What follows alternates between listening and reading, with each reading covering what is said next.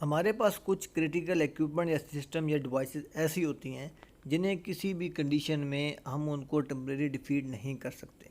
Not permitted और prohibited temporary defeat should have been identified by regulatory code. हमारे पास regulatory code होंगे। Let's suppose हमने fire detection system को कभी भी डिसेबल नहीं करना, हमने स्प्रिंकलर सिस्टम को कभी भी डिसेबल नहीं करना, फायर हाइड्रेंट है उनकी सप्लाई कभी भी डिसेबल नहीं करनी।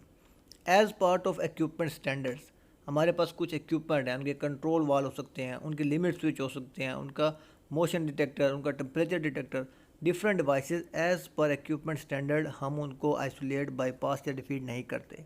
और vendor specification for safe operation shall not be. हमारे पास जो वेंडर है, जो इक्विपमेंट का मैन्युफैक्चरर है, उसकी इंस्ट्रक्शन पे कि अगर आपने इस इक्विपमेंट से काम करना है, आपने इसको ऑटोमेटिक मोड पे ही रखना है, आपने इसके साथ कुछ मॉल फंक्शन, आपने कुछ मॉडिफिकेशन या डिफीट नहीं करनी।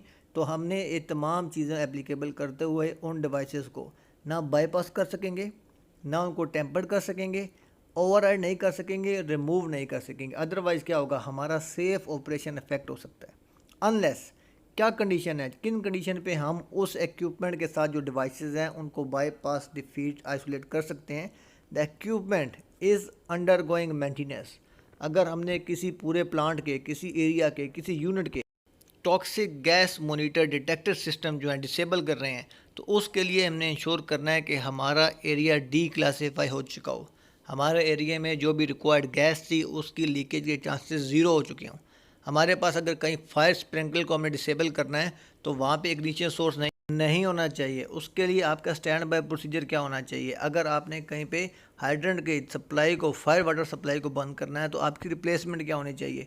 आल दो अगर आपने उस एरिया को, इक्विपमेंट क्रिटिकल सेफ्टी सिस्टम को आपने डिसेबल करना है तो आपके लिए उस इक्विपमेंट, उस एरिया, उस इक्विपमेंट के साथ यूनिट में कोई भी काम ना हो रहा हो, अंडर गोइंग मेंटेनेंस हो, शट डाउन हो, तभी आप वो तमाम डिवाइसेस को आइसोलेट, बाईपास या टेम्परेरी डिफीट कर पाएंगे। नेक्स्ट स्लाइड के लिए चैनल को सब्सक्राइब करना और बेल आइकन दबाना ना भूलें।